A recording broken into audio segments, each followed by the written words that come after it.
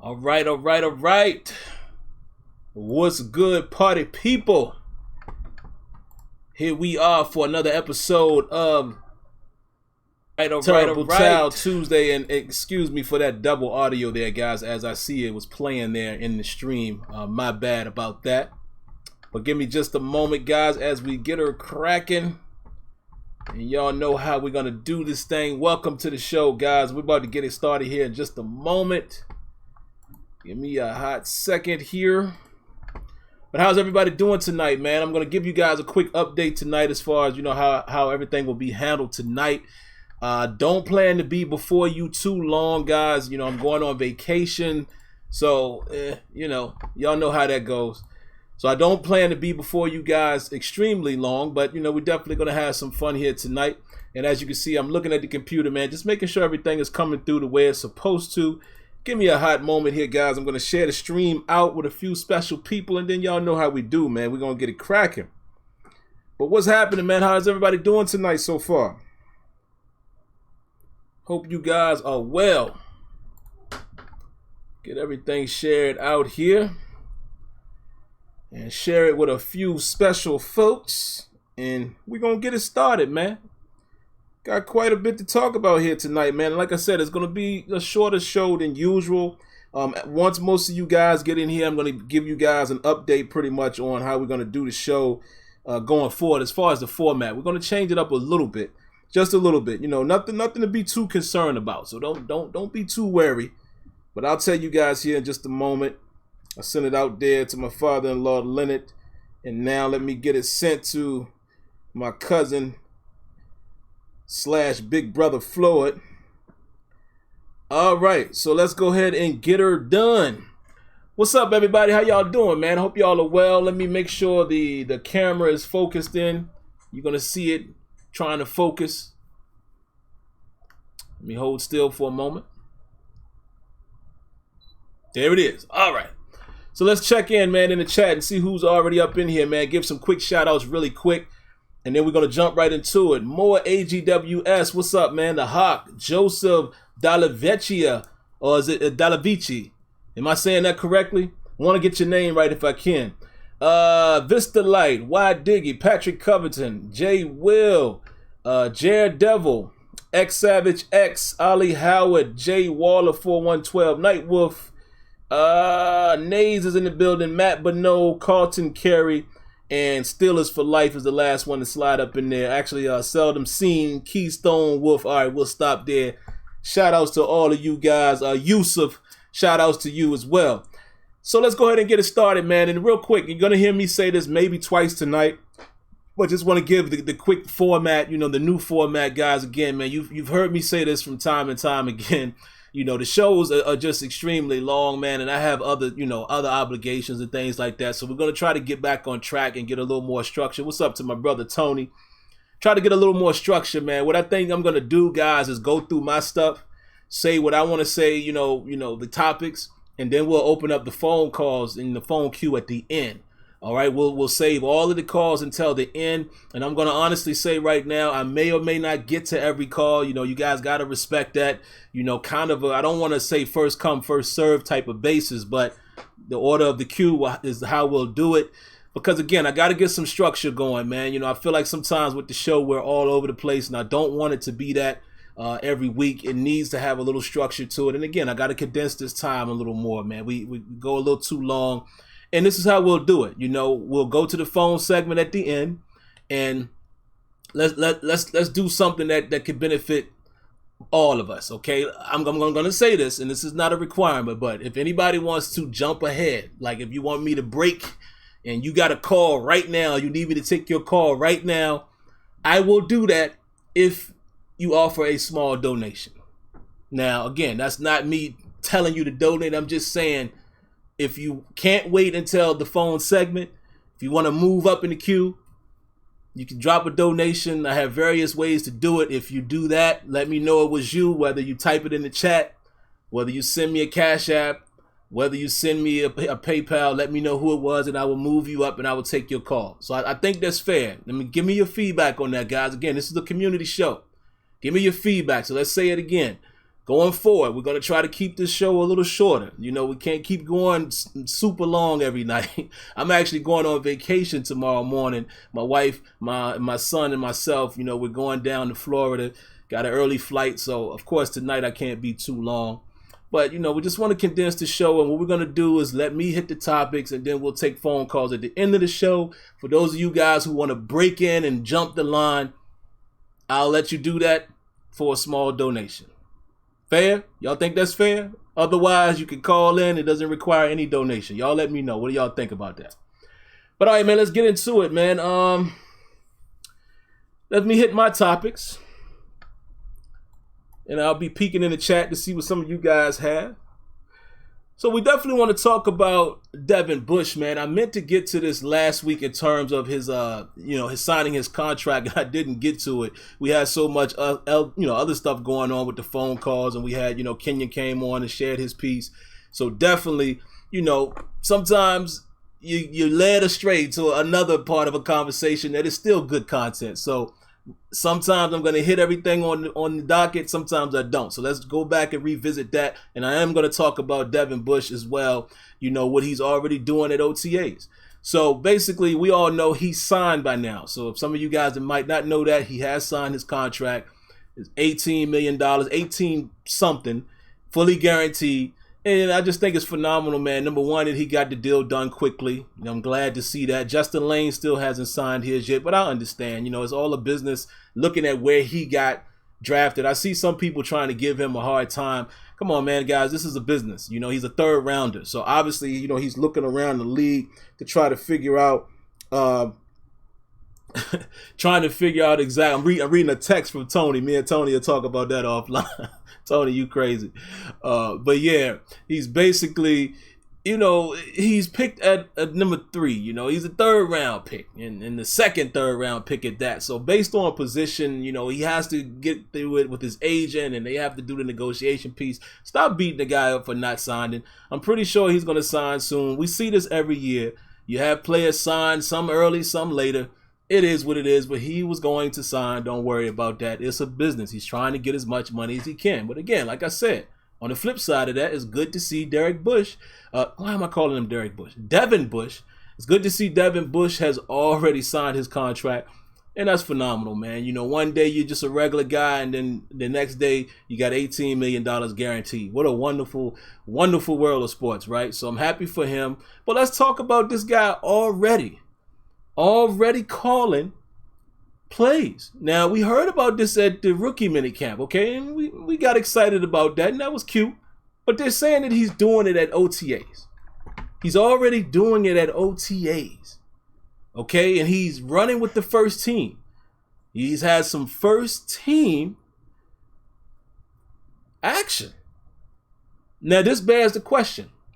Most of us would expect that we want to see Devin Bush on the field, okay? Let's not kid ourselves. We all say that this guy needs to be the Ryan Shazier replacement, at least that type of dog, that type of guy that can play sideline to sideline, super athletic, a do-it-all type of linebacker in the middle that we haven't had since, the untimely injury of Ryan Shazier, right?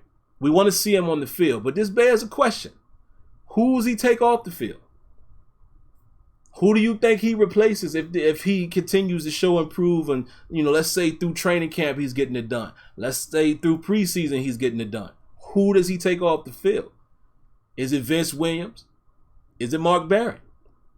Now, my opinion is Vince Williams could be the one that's in a little bit of trouble. Kenyon and I talked about this a little earlier in our group chat along with Tony. Think about it. Mark Barron was brought in to be the replacement for Bostic. He wasn't coming in to take over Vince Williams' spot, okay? Vince Williams is the signal caller. Even Mike Tomlin talked about, if you remember back in the Patriots game, they were saying how key and how vital Vince Williams was, with getting everybody in place, his communication, this and that and the third, right? Devin Bush, said earlier today that, Vince Williams is basically taking him under his wing. And he's been very instrumental in showing them, how to run the defense and how to, be an NFL professional, et cetera, et cetera. So again, it bears the question. Does Bush replace Vince Williams? And if so, that's very interesting.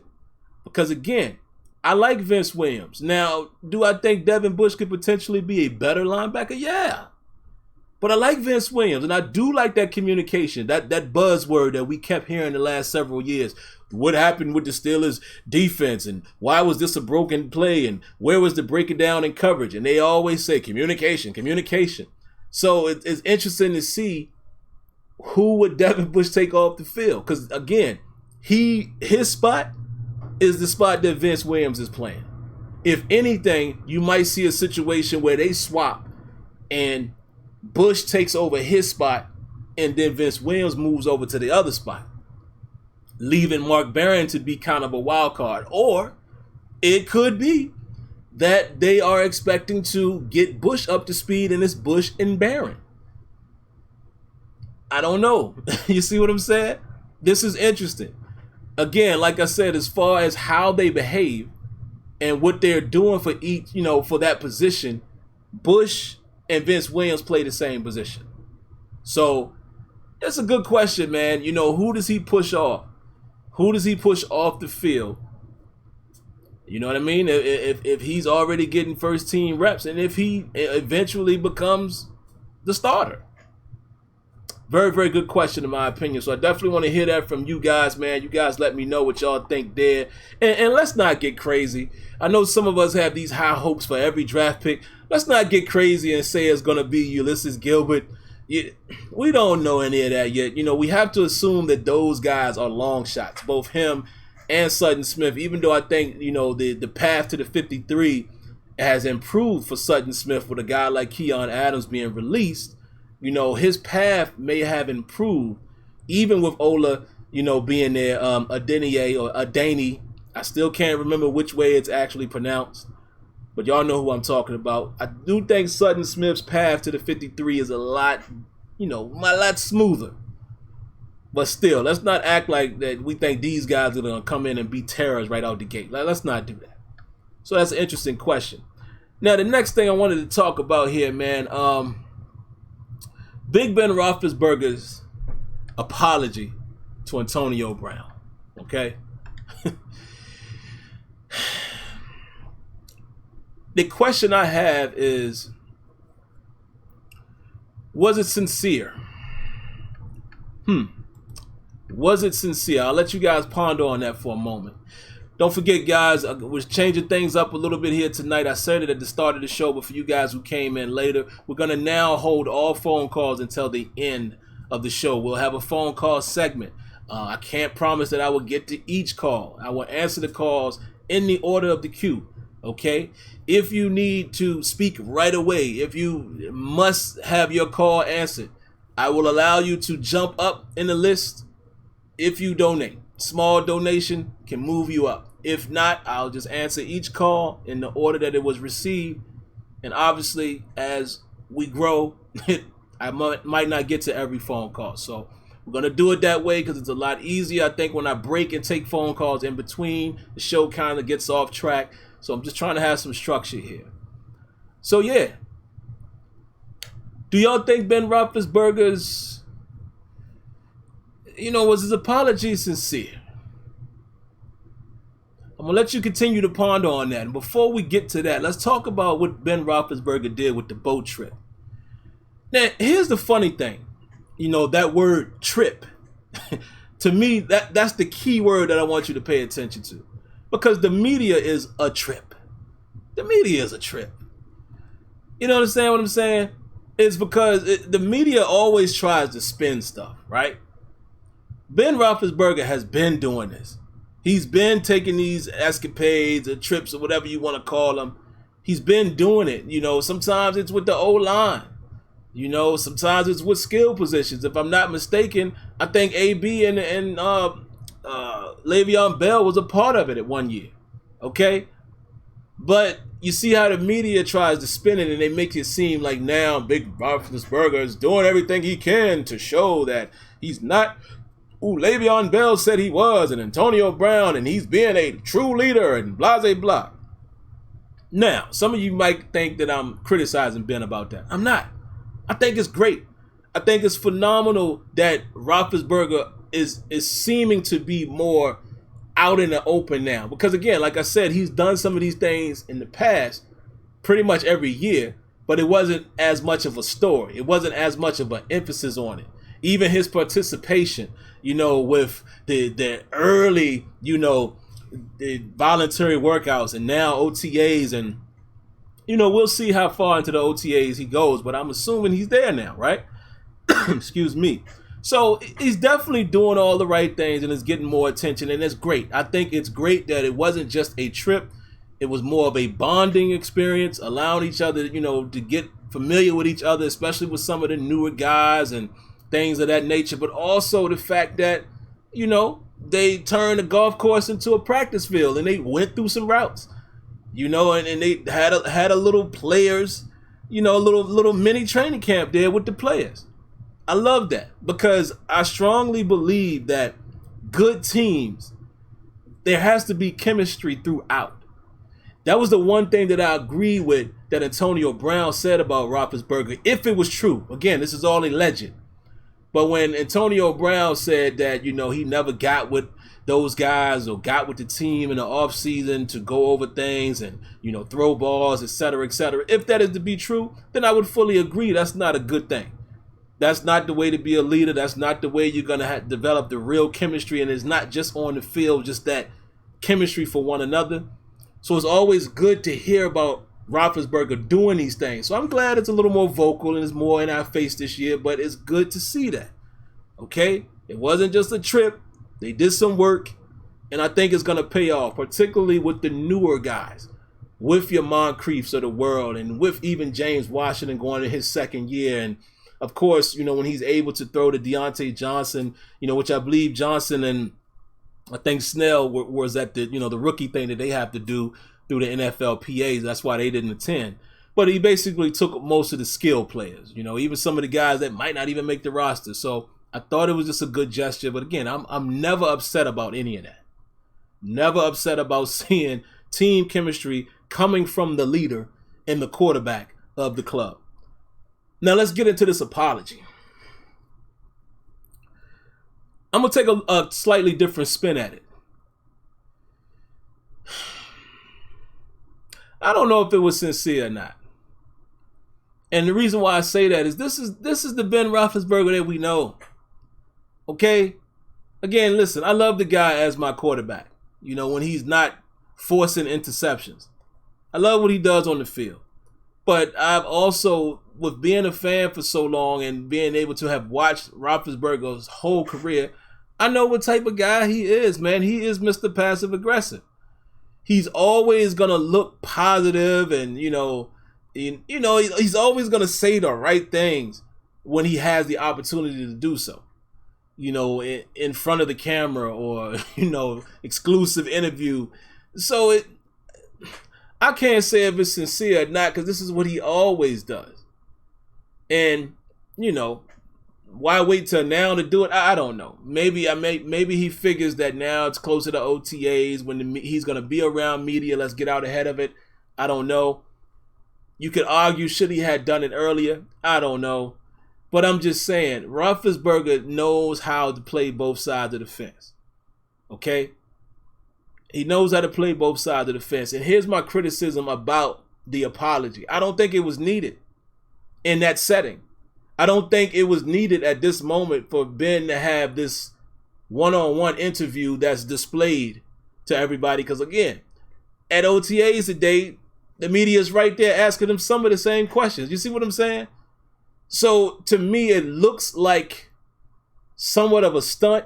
I'm not accusing him of that. I'm just saying I don't think that was necessary. The standalone interview with Papiani, Pittsburgh media guy, for you guys that know. I just don't think it was necessary. Now, he took the high road again, like he always does. This has been.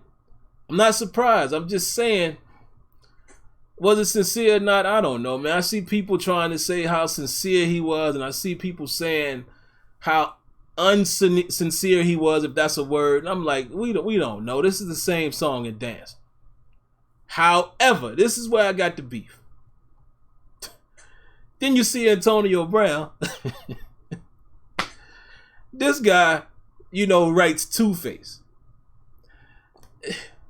Again, my point in all of this is, how this is going to turn out.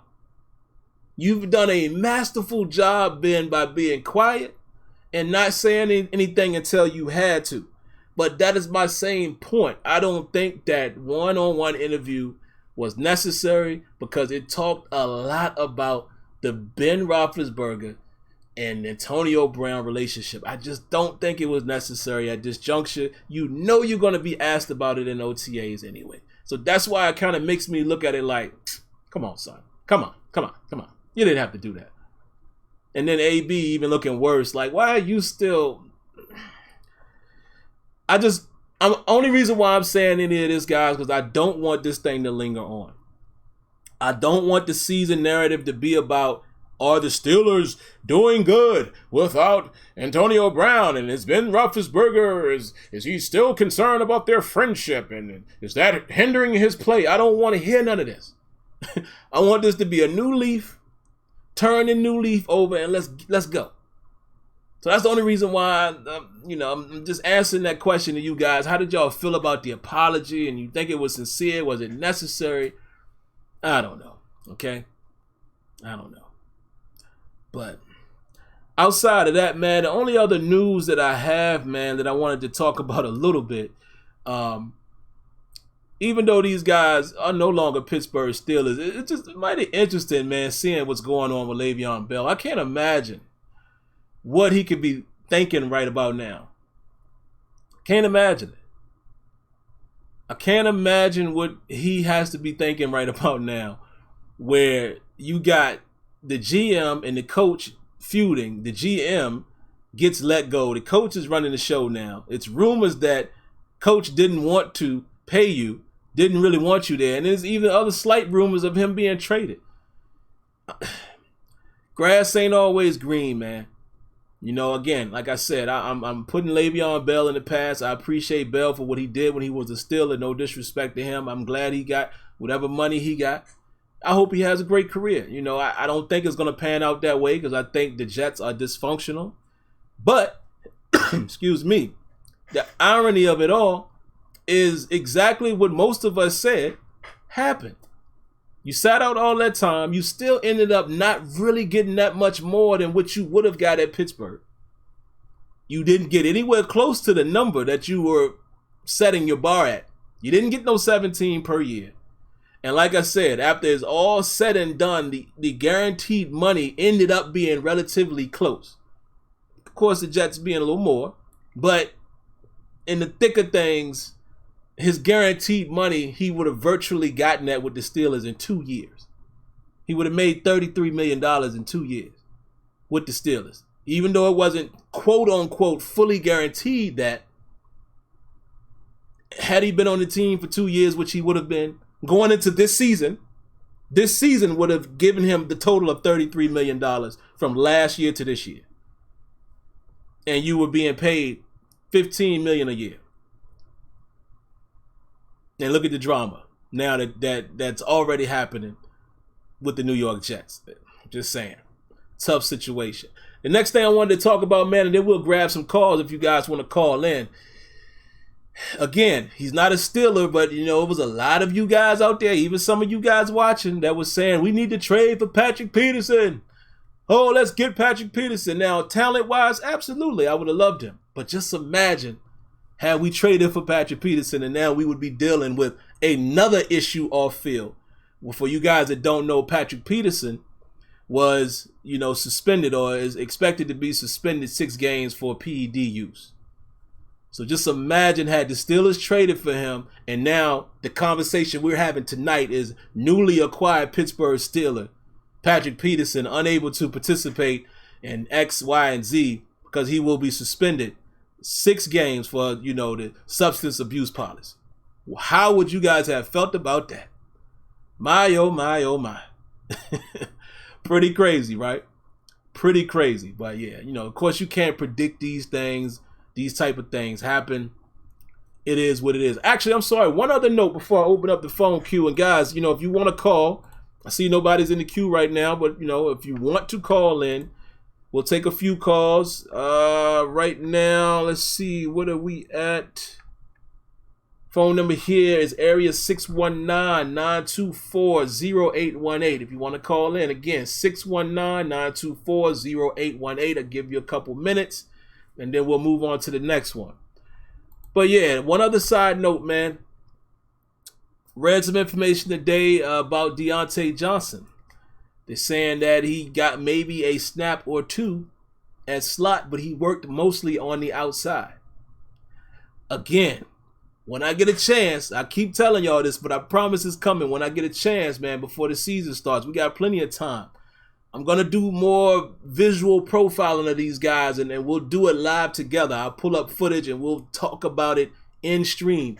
I'm telling you, Deontay Johnson, if he can be anything close to what he shows on his tape, again, it's college. He's going to get better, you would expect. Again, some people are going to knock him for the division and the conference he played in. Okay, so did Antonio Brown. All I'm saying is, if you look at what this guy can do, from route running to change of direction to his twitchiness, his hands, has to work on some things, yes. I really believe that the Steelers are grooming him to be what Antonio Brown was for us as far as how he plays. He can be that guy.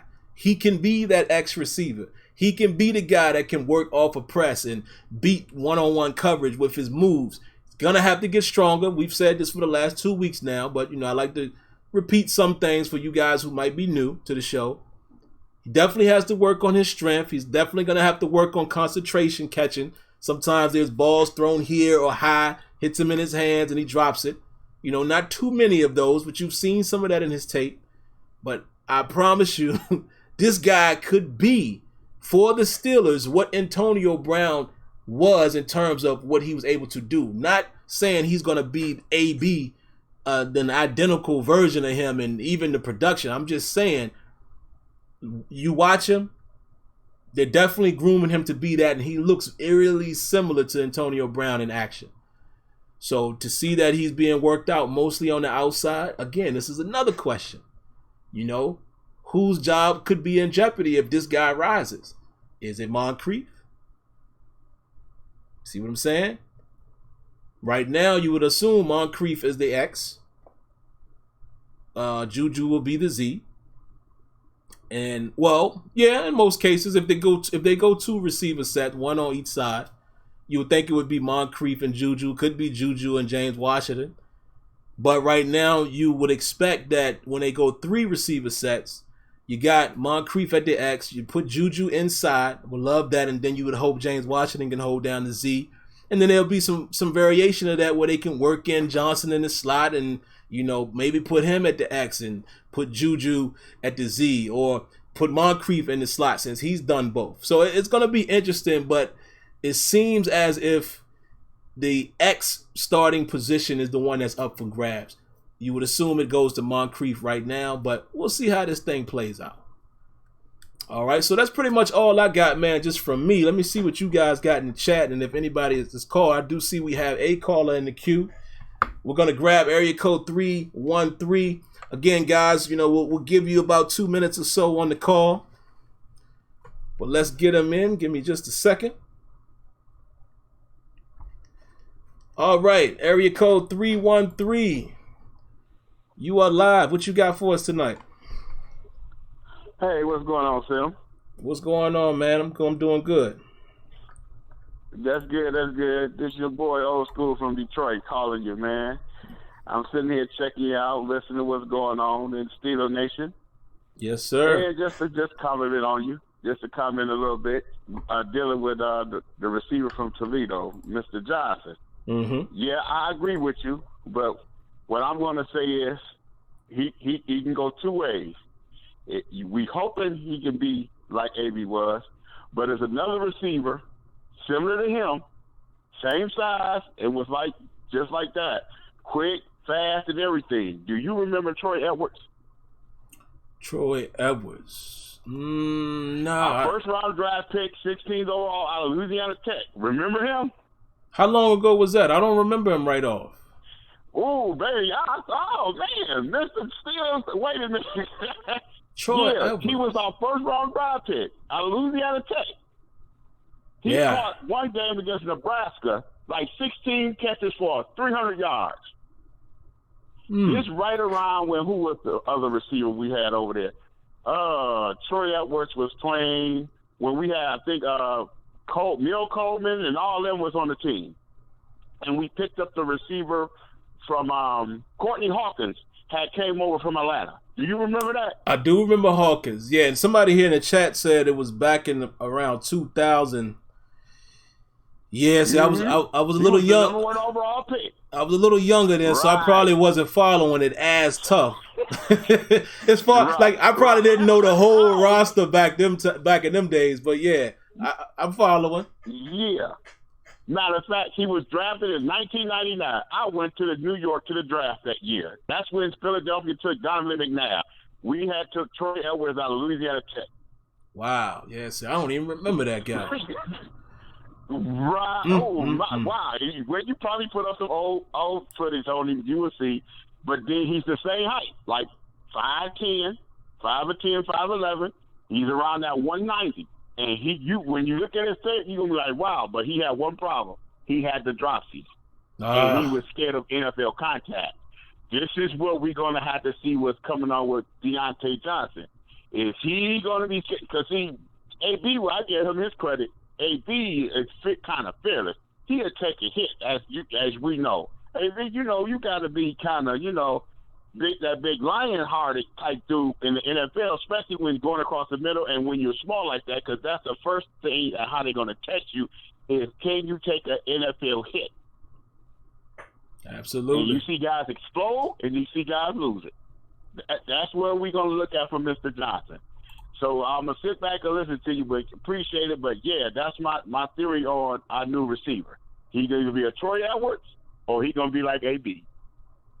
Man, well, we always appreciate your call and great insight. I want to remind everybody, in case you guys are newly listeners, my man Old School advised us some weeks ago that he's actually blind. And I can't remember if he's completely blind or if he's just, legally blind, can see a little, but bottom line is he can't watch the games the way we do. And I think it's amazing, number one, that he stumbled across my show. I mean, forever humbled by that. But number two, how he's able to reflect and talk about these players. It's just amazing. I'm going to give him a round of applause, man.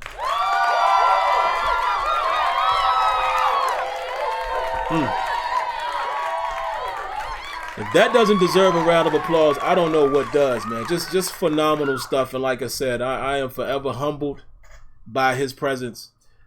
Yeah. But yeah, guys, I don't even remember Troy Evans. Let me give you guys some history. And Tony gonna laugh at this one. We talking, he said 99? We talking 20 years ago. Let me tell you something. I've been a Steelers fan all my life, okay? But I'm gonna tell you something. 20 years ago? Yeah, I wasn't this guy that was up on every single thing that we was doing. I mean, I knew the big boys, but I might not have been watching the draft so much 20 years ago, because Tony, he gonna like this. Tony know what I was up to 20 years ago. We're gonna leave it at that. I was chasing something else other than Steelers back then. I was out there. Yeah, we're going to leave it like that. But yeah, my focus was on,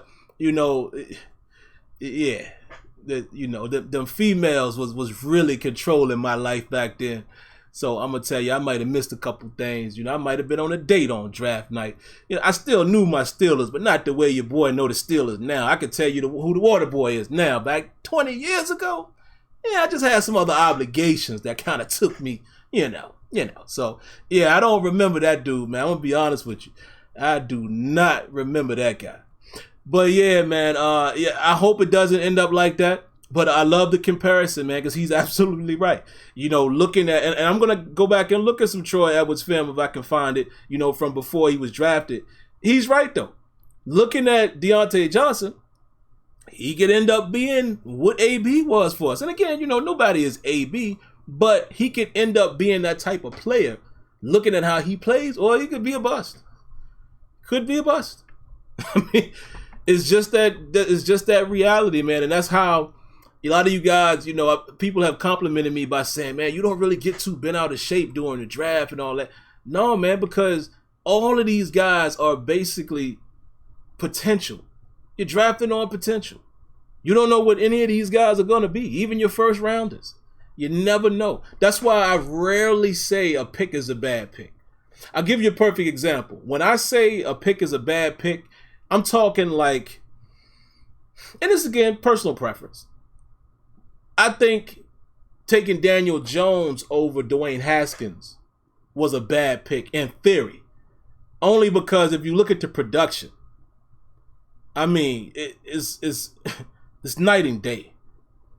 To me, the Giants should have definitely picked Dwayne Haskins. But hey, this Daniel Jones kid could turn out to be somebody. I don't know. I'm just saying the eyeball test tells me you go with Dwayne Haskins right there if you're going to pick a quarterback. But again, it's all based on potential. But scenarios like, I don't necessarily say that a guy like Bud Dupree was a bad pick. Bud Dupree had all the potential in the world. So I wouldn't have knocked that pick when it happened. I didn't knock that pick when it happened. I was like, oh, okay. Definitely we're in need of a pass rusher. This guy was, a physical specimen.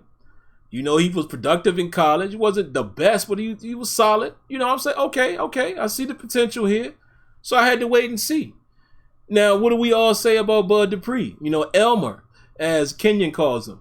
He's just, he seems to be a one-trick pony that if he can get that one trick to go, we'll take it. But we have to suffer from understanding that he's just a one-trick pony. Just never panned out to be. He didn't even pan out to be what we see from T.J. Watt. And that's a good comparison right there. T.J. Watt got more with his game than Bud Dupree has in terms of counters and, even his effort. Just appears to be a little more than Bud Dupree's. But I couldn't say that was a bad pick at the time, even though other people didn't agree with it. It's all potential. Some people don't agree with the Devin Bush pick. It's all potential, man. We're never going to know until these guys hit the field, until we're looking 2-3 years from now. Hopefully, you hit a home run like you did with Juju. I think we all were saying pretty early, by like week 10, we all was like, oh, this guy, I'm talking his rookie season. We were all saying, yeah, that was a great pick. And if you like me, I ain't want no receiver in round 2 that year. I want a defense. We coming off, if I'm not mistaken, I'm trying to get my years right here. That was coming off of the AFC Championship whooping. If I'm not mistaken. I ain't want no receiver. I didn't care who it was. That's coming off of us getting exposed and embarrassed at Foxborough. You talking about picking a receiver at number 2? Huh? That's how I was thinking. No disrespect to Juju, but I was like, huh? And again, that's why we have more than one person in Steelers Nation. The good brother Kenyon was like, yeah, I feel you, Sim, but that boy bad. He kept telling me that boy's bad. Trust me. And boy, was he right. So that's all I'm saying, man. That's why I don't get too worked up over the draft and things like that. We got a couple more calls, man. Let's hit them. Area code 412. I know that's one of my Pittsburgh folk. 412, you are live. What you got for us tonight? Hey, what's up, Sim? This is Pat. How you doing, man? Good. What's going on, Pat? Oh, I can't complain, man. I just wanted to comment on the Ben Roethlisberger apology. Of course, I'm on the side of sincere. If anything, what I was looking forward to when it came to Ben heading into the coming season and the off season was how accountable he was going to be.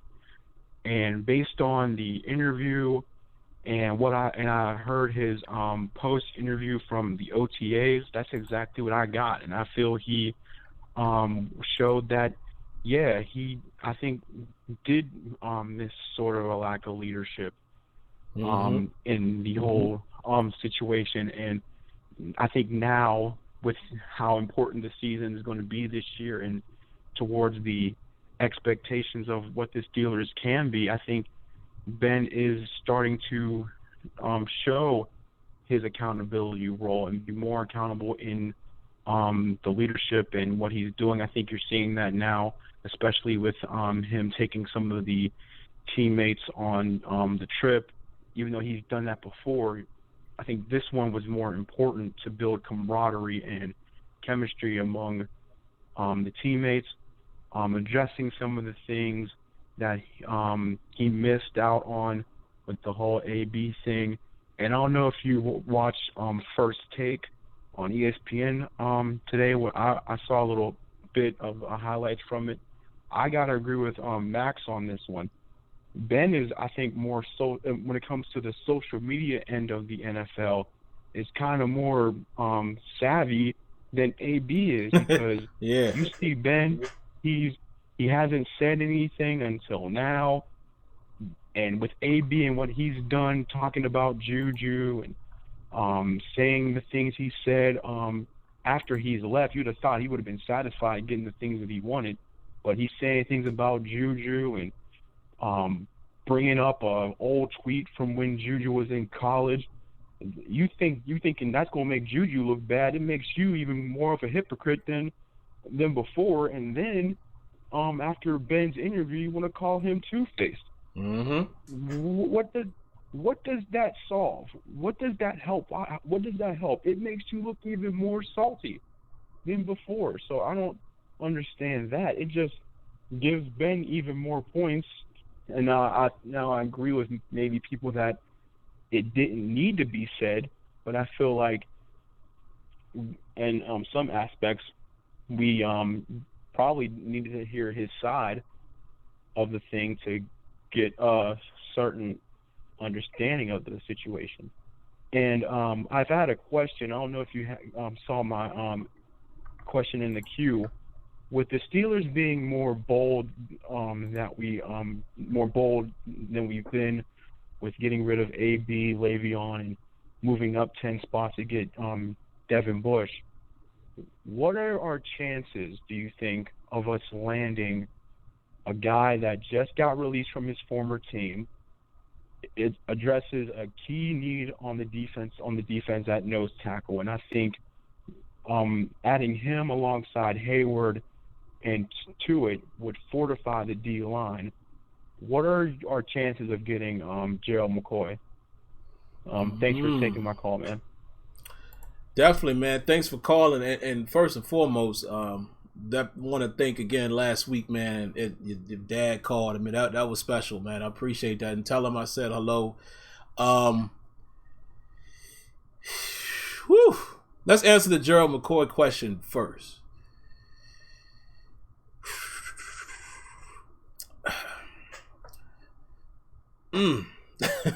That's interesting because the Steelers are in a position where we can use depth. Do you view Gerald McCoy right now in season 9? And this is not me questioning his skills, because I'll be honest, I haven't watched the Bucs a lot to know has his skills diminished or what have you. Is he better than Hargrave right now? If so, are you bringing him in as a starter? If so, does he realize that? If so, how much is he gonna want? You know, the Bucs cut him because he was due $13 million. They signed Sue right after that. So boom, bada bing, bada boom. Makes me wonder how much Sue got, you know, what he's gonna sign for. I didn't look at those numbers.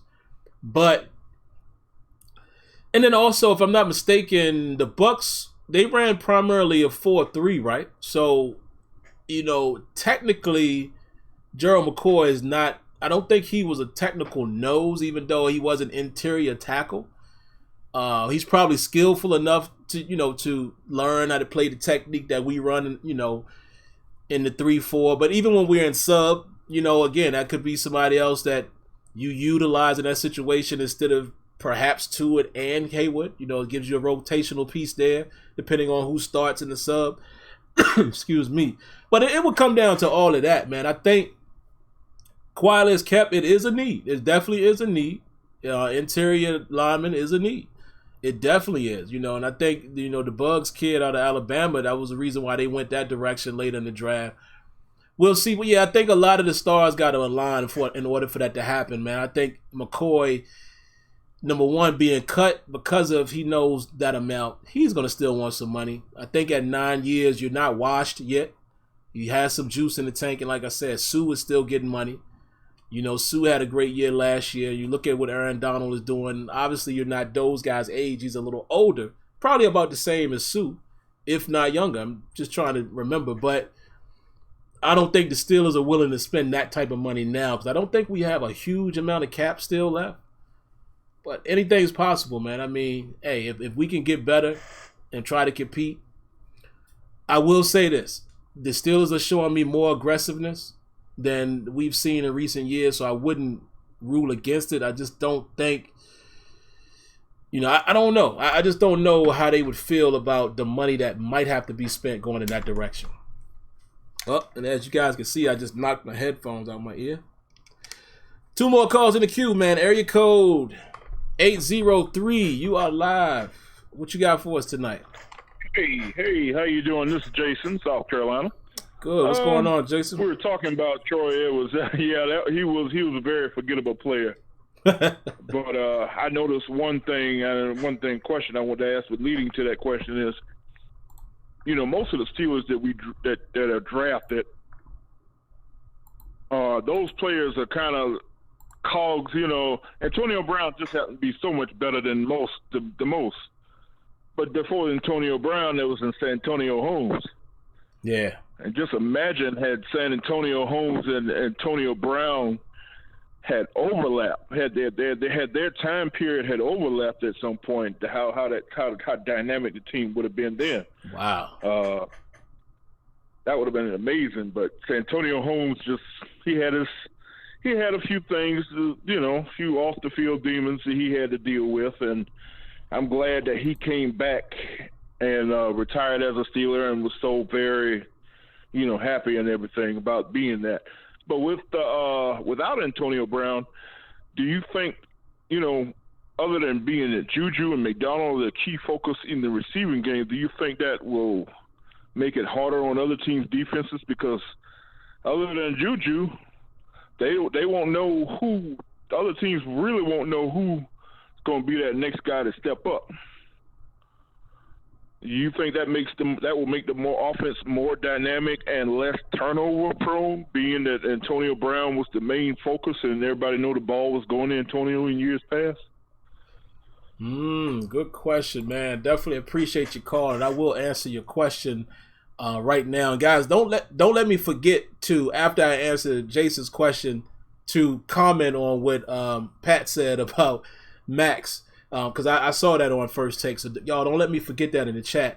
But yeah, Jason, it's going to be interesting, man, because for the same time of us being more dynamic, I'm a little cautious because of AB not being there. Because, they're saying all the right things. Juju's ready to be the number one. I don't question him. I have a lot of confidence in Juju, but my reservation with Juju being the number one, I don't want him to be the X receiver, which I don't think they're planning on that. And number one receiver typically is that, but you could also have your number one go-to person, and maybe he's the guy you key on even though somebody else is playing X. But I don't necessarily know how defenses will approach this now if Juju is the one they can keep their eye on. What if they feel like if Juju is playing more on the outside now and he doesn't get as many reps in the slot, right? Or even if he is on the outside but there's no Antonio Brown on the other side, because we ran those sets too. And the guy over there is just not getting off, whether it's Moncrief or Washington or, Deontay Johnson, any of these guys. It's going to be easier for defenses to just play us straight up. They might not feel like they need to rotate coverage to Juju. So Juju's going to get more of those challenges. So it's going to come to one of these other guys are going to have to step up and be a real threat. Vance McDonald. Okay? If Vance McDonald can be a terror in the middle of the field, then you can't always rotate that coverage. and over the top to Juju or whoever else. You better keep somebody in the middle of that field. We should know that. Look how much we get beat down the middle of the field. You can't leave that spot vacant either, and you can't just allow, Vance McDonald to roam and work underneath. So I think Vance McDonald is going to be key. We saw what Vance McDonald could be last year. Okay, but again, Antonio Brown was out there, so you have to take a lot of that into consideration. But still, it's going to be even more important for Vance McDonald to be more of a threat this year, along with Juju. And then one of these other guys are going to have to be very, very consistent in order for us to be dynamic. Because my fear is, I hope not, but my fear is that our offense can be back to basics, where you don't really have to overly focus on one guy. It will allow defenses to play us, a little more relaxed. But we'll see. Hopefully, Juju still terrorizes. Maybe Juju becomes that guy that you better rotate coverage to. And then one of those other dudes will eat naturally, just like Juju did last year. So I'm optimistic, but I'm cautiously optimistic because we don't know what the offense looks like yet. Area code 203. You are live. What you got for us tonight? Hey, Sim, can you hear me? Yes, I can. I got you. It is a Joe Della Vecchia. That is how you say it. Ah, Della Vecchia. All right, I appreciate. You know what? You know what's funny? Yeah. Funny story, right? And I was in middle school. I had an assistant principal. His last name was Vecchione, and the first part of it was spelled just like yours, but then he had a little more. So I should have kind of known that, but now I know. Now I know how to say it. What you got, man? I just wanted to comment on the Big Ben interview there. Yep. And I think it was actually a pretty smart thing to do on his part because it was really a win-win-win situation. And in the manner of, this interview was probably going to be perceived based on AB's, reaction to it more than Big Ben himself. Mm-hmm. So, yeah. If AB doesn't respond at all to the interview, it just looks like Big Ben takes the high road. He apologizes. He takes accountability, and all's good. And then if AB responds in a good manner, saying, I accept the apology and everything, then it looks like, they made up. Big Ben apologized. He did the right thing. They're all buddy-buddy. It's all great. Or it goes how it went, where AB responds in a negative manner and calls him two-faced. And, that doesn't look bad on Big Ben, really. That looks bad on AB for being more petty. Absolutely, man. And because you're right, already everybody is talking about the two-face, and I don't know if you guys saw it, but it was this big stink about Terrell Edmonds liked the tweet, and I'm like, I think it was innocent though. I honestly, just knowing how Twitter works, think about it. For a lot of you guys who are on Twitter, how many of you have people who follow you and they just like everything you tweet? It's just a a reaction. I don't think he was literally saying, yes, I agree, Roethlisberger is two-faced. And then he had to come back and clean it up. It's just, oh, man. The social media thing is crazy. But you are absolutely right. Him responding to Ben has made it more of a, see, there we go. It's easier to look at Antonio Brown now as being the outcast. So, yep. Yeah, not that it was a setup, but in a way it was almost a setup, Yeah, and that's, actually, I'll go ahead and say it now. I was going to comment on it anyway, like Pat was saying. They're right. Max Kellerman was 100% right. Ben knows he might not be a full-blown social media guy, but he's savvy. He knows exactly what he's doing to make it look like, hey, I'm the good guy here. And again, it's good to see. It is if he really means what he's saying. I'm glad to see that he's like, look, I messed up. Because we all said that. After that Denver game, I was like, Ben, why did you say that about AB? And I knew right then that there was a fraction between, there was some friction going on with their relationship. So it is good to hear him say, yeah, I probably shouldn't have done that. Maybe I say too much on my show. But, whether he's sincere or not, we'll never know. Yeah, all right, Sim. Well, thanks for taking the call, and I appreciate everything you do. Oh yeah, man, no problem. I appreciate your call as well, and for being a loyal viewer and telling me how to pronounce your name, man, because I hate it. I hate mispronouncing people's name, and I know you guys know it. I'm not doing it purposely, but thank you for for giving me the actual pronunciation of that. And now let's see if I remember that come the next time. So. But all right, man, let's look in the chat a little bit, guys. I think that's going to do it for tonight. And we still ended up, let me see, what's our time right now? We still ended up 55 minutes. Got to work on it, man. And not too bad, though. An hour or so, that's not too bad. So let's look in the chat. Let me tell you guys this as well. I said it earlier in the show. I'm going on vacation starting tomorrow. My wife and my son and I will be in Tampa. Yeah, some of you guys know the story. My wife is from New York, and her father and mother are from the Bronx, and dad, the old New York story. He got tired of being in cold New York. He moved down to Tampa last year, and that's where he's probably going to be. It's funny. My wife has the wide range of brother and sisters. Would you believe that? The brother and sister that she has with his wife now.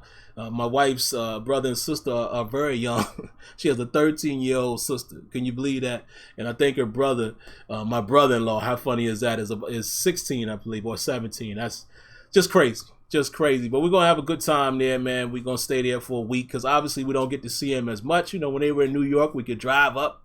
It was a real, 3-4 hour drive or so from where we are in Pennsylvania.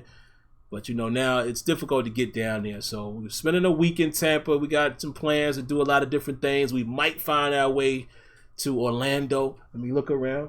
Let's not let my 5-year-old hear that. And it might be a chance that we sneak off to Disney, but we'll see. But I say all that to say this, guys. I might not do a show next Tuesday. I'm not sure yet. I just want to caution you guys that because to be considerate, that'll be our last night there. We're flying back on Wednesday. So that'll be our last night there. So I don't know how that night is going to go. So as selfish as I want to be to talk about our Steelers, I got to be realistic. So let's go ahead and just say we're probably not doing a show next Tuesday. So we'll skip next Tuesday. Unless there's something overly important. Maybe I'll drop in earlier in the day just to give my thoughts on something and be out. But let's go ahead and say that we're probably not going to do a Terrible Towel Tuesday next week, but we'll be back the following week. And I think you guys understand that. I think y'all understand that. But anyway, man, we're going to go ahead and get up out of here.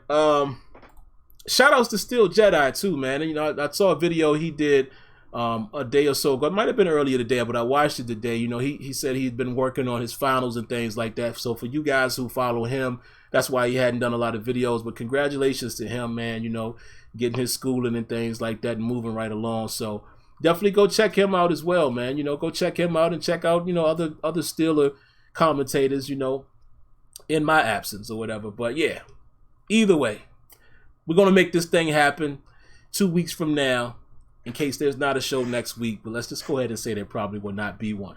Outside of that, let me see, give you guys about 3 minutes here in the chat. Anything y'all want me to address really, really quick? Let me see. Oh, man. And Nightwolf, thank you for that.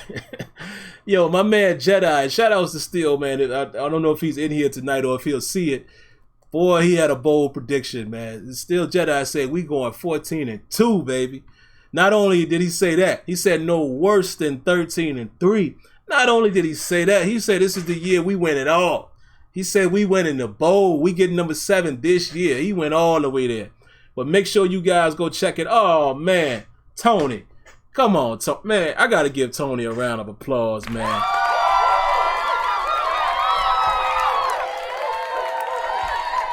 My brother Tony.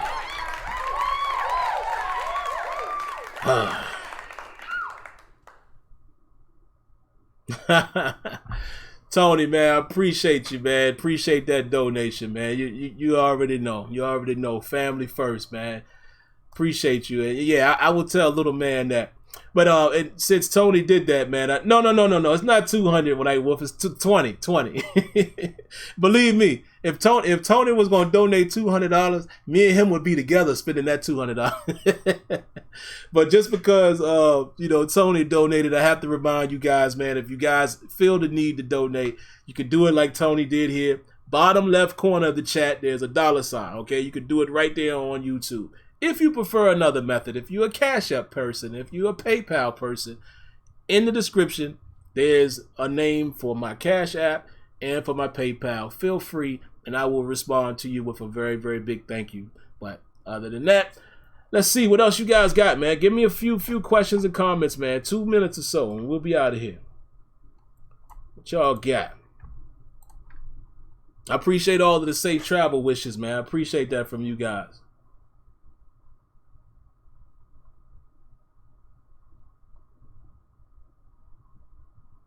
Oh, word, Mr. Abs? Yeah, that's what it is, man. You know how we do in the 804, man, in the Cap City. You know we creep. I've been knew that was going to happen to me, though, man. I've been knew that was going to happen to me, with having a lot of family in New York, and I just, I just got a taste for that type of vibe early in life, so I knew that was going to happen. Oh, man, my man Nays, man. Round of applause to Nays.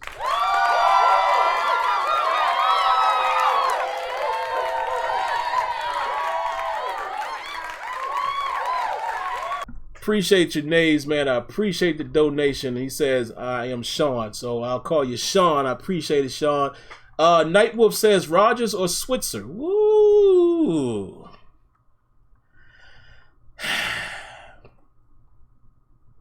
Gotta be honest, man. Right now, I might go with Switzer. Listen, I like Eli, man. Eli, matter of fact, I'll go as far as saying I love what Eli has done when he's been able to do something on the field. He's done some great things. He's done the equivalent of Switzer. He might be a little more athletic. I don't know. But I like Switzer's twitchiness, man. There's something about him. Like, to me, Switzer seems like more of a hard worker, if that makes sense. He seems like Switzer seems like the type of guy that's gonna try to do the best he can because he didn't have the easiest road. You understand what I'm saying? He's against the odds. Y'all know. He's against the odds anyway because he's gonna be classified as the little slow white receiver. Y'all know how that goes in the NFL, okay? But that's the reason why I like his game, because he looks like he plays hard. I'm sure they said that about Julian Edelman. And look at Julian Edelman, okay? I'm sure they said that about Wes Welker. Look at what he turned out to be. So I like those type of stories. I'm just saying, I like the guys who are against the odds, and I don't care if whatever you are. I don't care what origin you come from. Who cares? If you can ball, you can ball.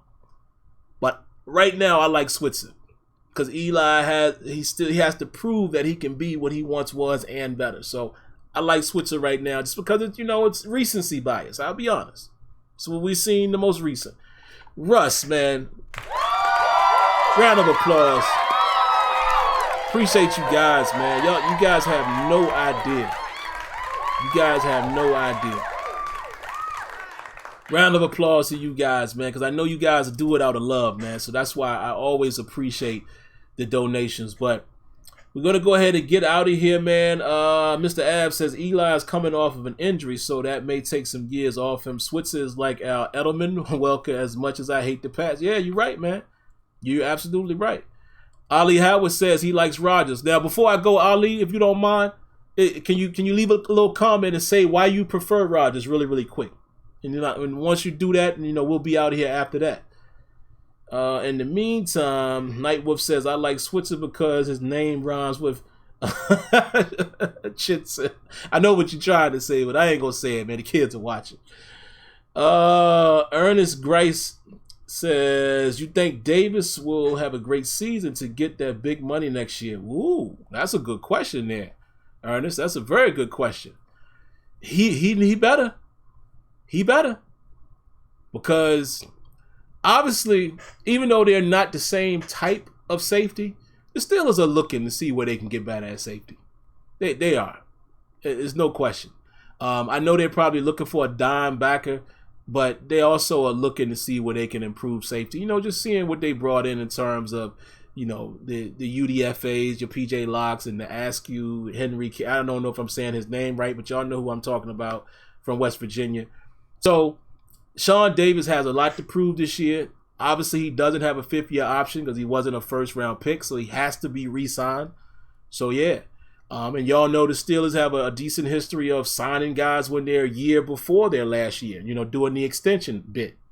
That didn't happen. So Sean Davis has a lot to prove, and he's playing for a lot this year. That's a great point. I'm glad you reminded me of that. Just waiting for Ali, man, to see if Ali is going to come in here and give us a quick thought before I go on why he prefers Rodgers. Somebody else, my man Trey Briggs says Rodgers is a better pure slot receiver to me. You might be right about that. I think Eli might be a little more talented right there. Marcus Allen, yeah, he did speak highly of Marcus Allen. You're right. So again, it's clear that we are definitely trying to address that position. You know, we've done it in the last 2 years, you know, in the off season, whether it was the draft or UDFA. So we'll see. There go Nays. Nays always talking about how slow Eli is. Excuse me. You think he's slower or faster than Switzer? There go Ali. So we'll get out of here off of Ali's comment. He says he's a catch and fall down guy. Jesse James replacement. Oh, you're talking about somebody else. Real quick, Ali, man, can comment on why you like Rodgers if you can, man. I'll give you a few seconds. You know, if not, don't worry about it, man. We'll catch it another time. Nay says super slow, cuz. Eli don't get yak. Okay. Okay.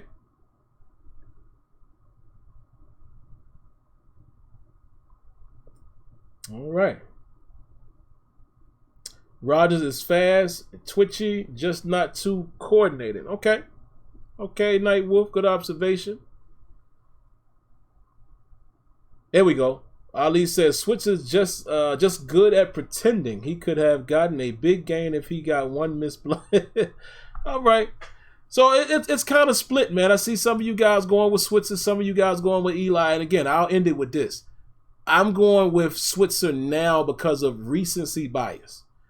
I think Eli, me personally, I agree with Trey Briggs. I think Eli is a better pure slot receiver. I do believe that. I think Eli also has some twitchiness. I think we were robbed from seeing that, even in the punt return game, because of the fumble against the Bears. And Tomlin just didn't allow him to do it again. But, yeah. But for right now, if I got to go with what I saw, the most recent, I got to go Switzer. So if Eli can prove to be what he was by training camp, preseason, and we're sitting at the table trying to decide one of them has to go or stay, if Eli gets back to what we think he can be, I'm taking Eli. But Switzer has done it more recently, so right now I got to say Switzer. And that's how we'll end it. So, all right, man, I thank you guys for a phenomenal night, man. We still went a little long, but, you know, I think as we get more into the groove of the new format, taking phone calls last, I think we're going to be able to, you know, meet the time requirement that I want to get. I want to keep this under an hour because, like I said, man, most of the time I got other obligations, and, you know, we got to be fair with the misses and things like that. Tonight, I could extend it a little bit because we're all off tomorrow. We catching a flight tomorrow, so, you know, vacation time. She ain't tripping too much, But all right, man. Love you guys like always. If you haven't already, make sure you subscribe. First and foremost, cut on your notifications so once you are subscribed, you know when I'm live or you know when a pre-recorded, see that? I can't even talk. A pre-recorded production has gone up if I've uploaded. And then also, man, hit the like button, man. Come on, man. Y'all scared of that like button. At one time, it was 92 people in here and we only had 31 likes. Come on, man. Don't do your boy like that. It helps me gratefully. You know, greatly helps me when you hit that like button. But anyway, I'm out of here. Let's continue to watch OTAs. Let's pray that nobody gets injured. You know, God bless, you know, Reuben Foster with the ACL. And I saw, who was that I saw a little while ago got a broken foot? The Croft kid, the tight end for the Bills that was once at Cincinnati. So, that's always the tricky time, man. Is, injuries can happen. So let's pray that guy stays safe. And outside of that, man, hope you all are safe. I thank you for the safe travel wishes. And I'll be checking in from time to time on Twitter if you guys want to hit me up about something. But outside of that, no show next week, more than likely. All right, and if I happen to pop up, great. But if not, no show next week. I'll catch you guys later. Be good, be safe, God bless, and here we go, Steelers. All right, catch y'all later. Peace.